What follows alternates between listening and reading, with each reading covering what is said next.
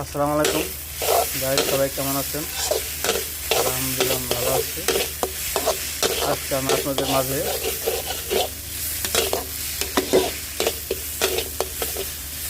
গুঁড়ো ডাউল দেওয়া রুই মাছের মাথা দিয়ে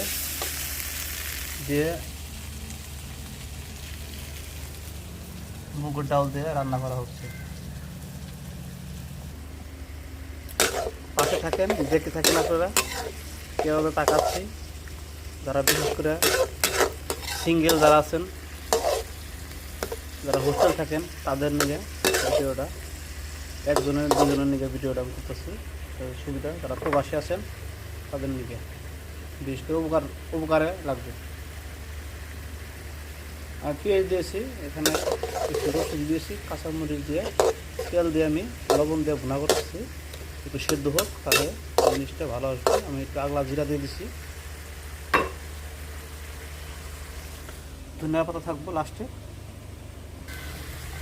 প্রত্যেকটা মশলা মিক্সিং অলরেডি করে ফেলাচ্ছি। দেওয়া হয়েছে ধনিয়ার পাখি, জিরার মশলা, হলুদের মশলা আর গোটা হসের মশলা অলরেডি দেওয়া হয়েছে। একটু সময় কষাবো, কষানোর তেলটা যেন বের হয়ে যায়। আর কেউ কিছু মনে করেন না এত বড় করাই কেন, আমি একা শুধু তাকাই তো, একা রান্না করে খাই, সেই কারণে। কষানো হচ্ছে, কষানো হলে পরে আমি গুঁড়ো ডাল দিয়ে দেবো। মোটামুটি এখন কষানো হয়ে গেছে। যে তেলটা দিয়েছিলাম, তেলটা এখন ছেড়ে গেছে। গুঁড়ো ডাল দিচ্ছি, গুঁড়ো ডাল দেওয়ার সেই সময় এটাকে ভুনা করতে হবে। ডালটা আমি সেদ্ধ করে রেখেছিলাম, ডালটা সেদ্ধ কম হবে দিকে, সেই কারণে আমি অলরেডি সেদ্ধ করে রেখে দিয়েছি। ডালটা একেবারে কষাবো।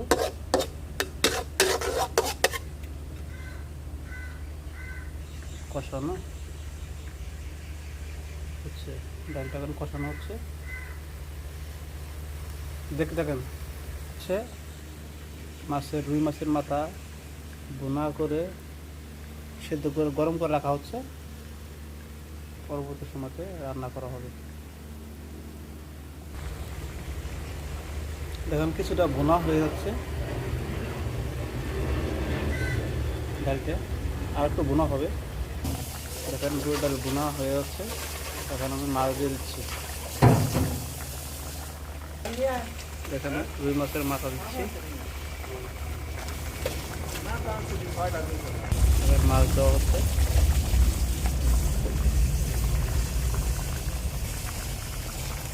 এখন বোনা হতে থাকুক, প্রায় ঝোলটা কষা কষা হইলে উঠে ফেলব।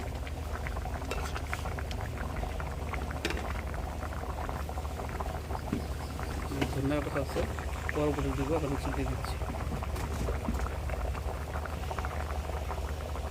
ওকে, কেমন হলো অবশ্যই জানাবেন কমেন্টে।